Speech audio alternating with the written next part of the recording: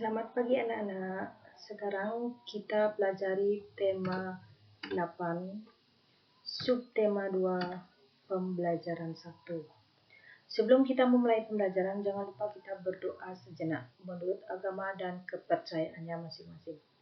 Silakan berdoa, mulai. Berdoa selesai. Baiklah anak-anak, kita lanjut pembelajaran 1, yaitu tentang siklus air tanah. Adapun tujuan pembelajaran yang kita pelajari hari ini, yaitu yang pertama, melalui kegiatan mengamati, siswa mampu menyebutkan peristiwa-peristiwa atau tindakan pada teks non-fiksi dengan benar. Kemudian yang kedua, melalui kegiatan melakukan pengamatan dan berdiskusi, siswa dapat mengidentifikasi faktor-faktor yang mempengaruhi siklus air dengan benar. Yang ketiga, melalui kegiatan mencoba, siswa mampu membuat kesimpulan tentang terjadinya air tanah dan air permukaan. Sebelum ke materi, kita persepsi dulu. Kalian amati dua gambar yang ada, yaitu gambar A dan gambar B, di mana yang gambar A di sana tanahnya subur dan gambar B tanahnya kering atau gersang. Kemudian di sini ada post test atau tes awal. Ada 5 pertanyaan. Silahkan kalian jawab di link yang sudah Ibu bagikan sebagai tes awal di materi yang kita pelajari selanjutnya. Silakan anak-anak amati. Kemudian selanjutnya kita ke materi, yaitu siklus air tanah. Apa itu siklus air tanah? Tentu ada dari kalian yang belum tahu atau belum paham mengenai siklus air tanah.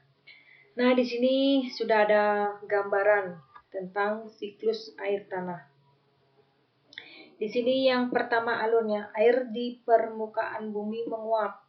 Kemudian uap air ke udara menjadi awan, menggumpal menjadi awan. Kemudian awan ini bergerak dibawa oleh angin dan mencair, dan awan ini mencair, turun air hujan. Kemudian sebagian air hujan meresap ke dalam tanah dan sebagian lagi mengalir ke laut.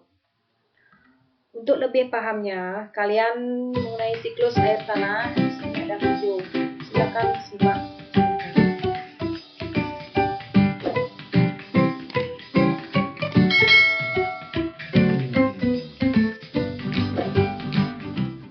Halo sahabat cerdas, tahukah kalian sekitar 71% permukaan bumi tertutup oleh air.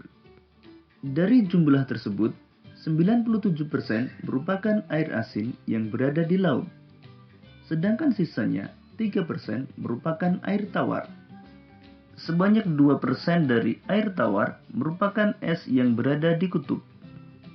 Sisanya yang dapat kita gunakan berada di danau, sungai, dan air tanah. Manusia menggunakan air untuk berbagai kebutuhan, misalnya mandi, minum, mencuci, menyiram tanaman, dan berbagai kebutuhan lainnya. Namun, meskipun digunakan secara terus-menerus, air yang ada di bumi tidak akan habis. Hal ini terjadi karena adanya siklus air. Lalu, tahukah kalian apa itu siklus air?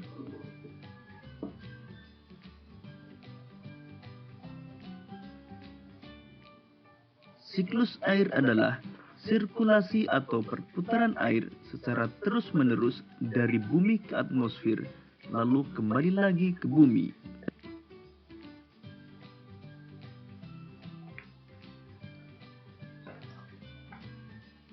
Secara garis besar, siklus air melalui 3 tahapan, yaitu penguapan, pembentukan awan, dan terjadinya hujan.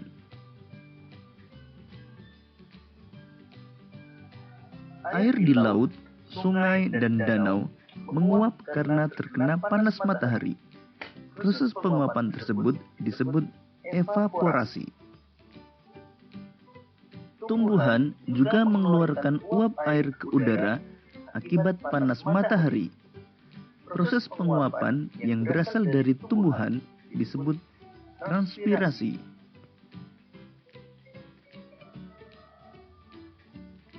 Uap air dari permukaan bumi akan naik ke udara dan membentuk awan. Kumpulan uap air tersebut akan mengalami pengembunan membentuk titik-titik air. Proses tersebut disebut kondensasi. Lalu angin akan membawa awan ke daratan atau dataran tinggi. Selanjutnya, titik-titik air di awan akan turun menjadi hujan. Proses ini disebut presipitasi.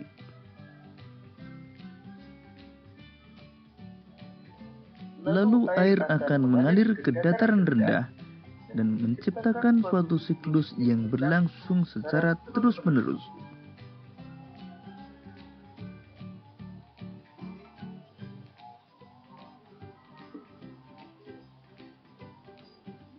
Demikian tadi penjelasan tentang siklus air. Semoga video ini akan memudahkanmu dalam memahami materi siklus air. Dari video ini kita tadi mengatakan bahwa pentingnya keberadaan air. Nah, selanjutnya di sini sudah ada bagan peristiwa-peristiwa siklus air, yaitu yang pertama, peristiwa pertama, air bergerak meninggalkan tanah ke udara, dan air turun lagi ke tanah dalam bentuk air hujan. Kemudian peristiwa yang kedua, air cadangan akan selalu ada apabila daerah resapan air selalu tersedia.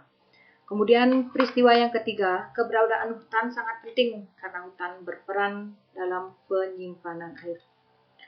Nah, anak-anak, cukup sekian materi yang Ibu jelaskan untuk hari ini. Jika ada yang belum kalian pahami atau mengerti, silakan ajukan pertanyaan atau sarannya di Google Form yang sudah dikirim lewat WA Group. Untuk anak-anak, teruslah melangkah maju untuk meraih sukses. Selamat mengerjakan tugas. Sekian dan terima kasih dari Ibu.